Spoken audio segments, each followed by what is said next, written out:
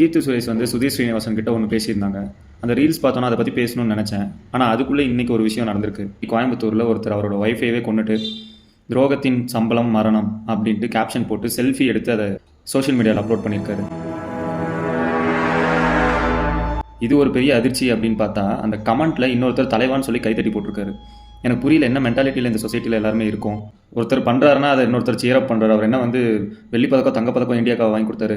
தன்னோட ஒய்ஃபை கொண்டுட்டு அதை செல்ஃபி எடுத்து கேப்ஷனோட போட்டிருக்காரு. அதுக்கு போய் இவர் கமெண்ட் பண்ணியிருக்காரு. சரி, எதுக்கு கொலை பண்ணார்? துரோகங்கிறாரு. அவர் ஒய்ஃப் என்ன துரோகம் வேணால் பண்ணிட்டு போட்டோம்.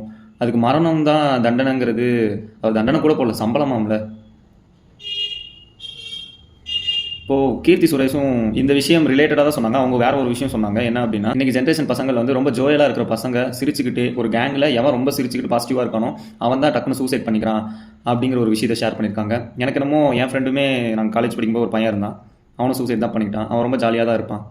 அது மாதிரி அது உண்மைதானோ அப்படின்னு எனக்கு அதை ரிமைண்ட் பண்ணுற மாதிரி அந்த பேச்சு இருந்தது. இன்னொன்று அந்த சின்ன இன்சிடென்ட் ஷேர் பண்ணாங்க. அந்த நியூஸை நான் பார்க்கல. ஆனால் அவங்க சொன்னது அது ஸ்கூலில் யாரோ பொண்ணுங்கள்லாம் வந்து ஒரு ஃப்ளோவாக நடந்து போயிட்டு இருக்கும்போது டக்குன்னு ஒரு பொண்ணு பால்கனிலேருந்து குதிச்சிருச்சான். உடனே அங்கே இன்னொருத்தவங்க பக்கத்தில் போயிட்டே இருந்தவங்க கையில் அப்படியே சாவியை ஆட்டிக்கிட்டு அவங்க பாட்டு கேஷுவலாக போயிட்டே இருக்காங்கன்னா உளுந்தது கூட கண்டுக்காத அளவுக்கு அந்த இடத்துல வந்து ஒரு ஆக்டிவிட்டிஸ் இருந்தது.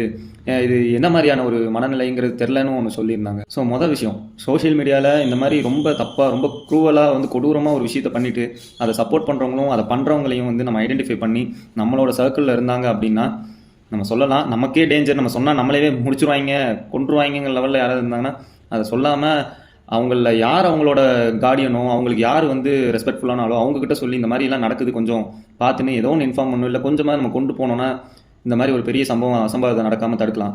அதை தாண்டி ரெண்டாவது, நம்ம ஃப்ரெண்ட்ஸில் நம்ம சர்க்கிளில் யாரெல்லாம் ரொம்ப ஜோயலாக இருக்காங்களோ, ஜோயலுங்கிறத தாண்டி உங்கள் ஃப்ரெண்ட்ஸில் எல்லாருமே க்ளோஸ் ஃப்ரெண்ட்ஸ்னு இருப்போம், ரிலேட்டிவ்ஸ் இருப்போம், ஃபேமிலி ஃப்ரெண்ட்ஸ்னு இருப்போம்.